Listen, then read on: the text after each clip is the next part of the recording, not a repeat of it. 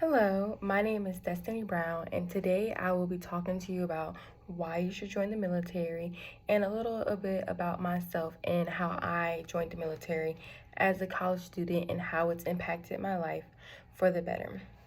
I just want to start off by saying, give you a little bit of my demographics. I am 20 years old. I graduated high school in 2020 during the pandemic. That was a scary year.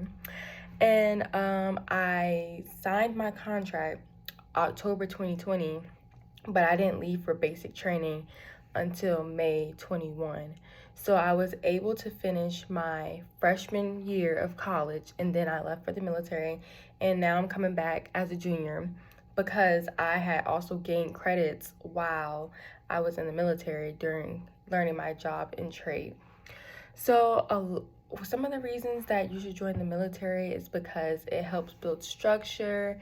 It helps with things in the long run, like it helps with medical, it helps with school, and a lot of things like that. It really benefits your family and sets you up for the long run. One of the reasons that I had joined the military is because I was lost and didn't know what direction I want to go. And growing up in a military household, I knew that the military could provide the structure that I needed. However, I also wanted to go to college and experience that. So I sat down and looked at my options and considered the reserves. Being in the military, there's three different types of military. So you could be active duty, you could be a reservist, and you can be in the guard. Active duty is full time. That's your basically your 9 to 5, but it really is something to consider because it does take your lifestyle is going to be all military.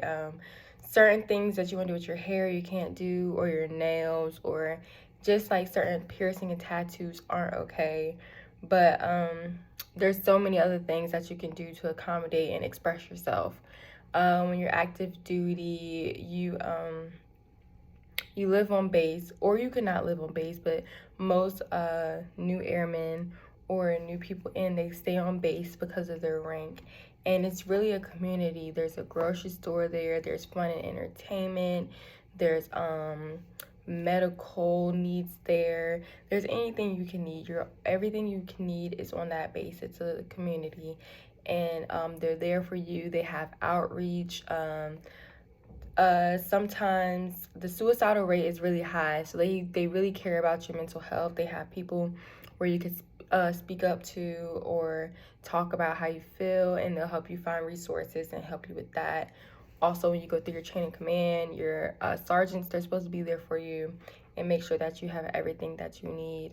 So you always have someone who is looking out for you and who you can confide in because you built that up through the relationship. Another thing you can do is the reserves, which I am in. So when you're in the reserves, you're part-time military. You meet 1 week out of the month.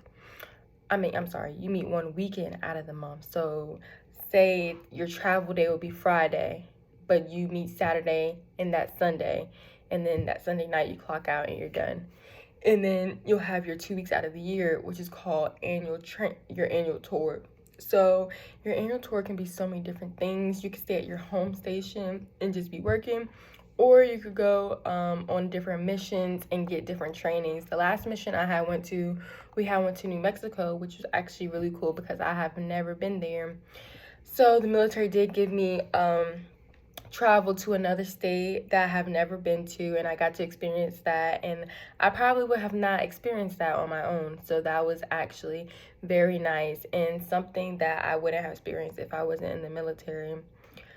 Also, with being the reservist, you do have opportunities to go on missions that are longer outside of the normal 1 weekend in the month and the 2 weeks out of the year, in case you want to do more things like a TDY, temporary duty. So you would do that, and you could just volunteer if your unit has money to fund you to go. They also help with school. They don't pay 100% of your tuition, but they do help you with school, and making sure that it's more affordable for you. Also, they do have tuition assistance and the GI Bill. So the tuition assistance is what helps with paying for the tuition, but the GI Bill is more of like a paycheck that you get monthly for attending school.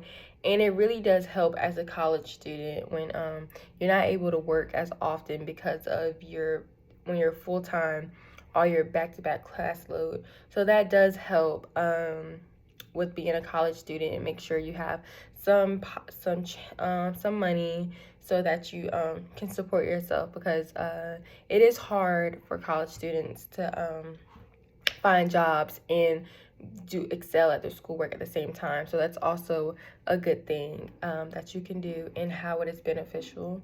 The reservists, they respond more to a national level, and then the guard is almost like the same thing, but it's more like a home. So they would respond more to like riots at the Capitol and stuff like that.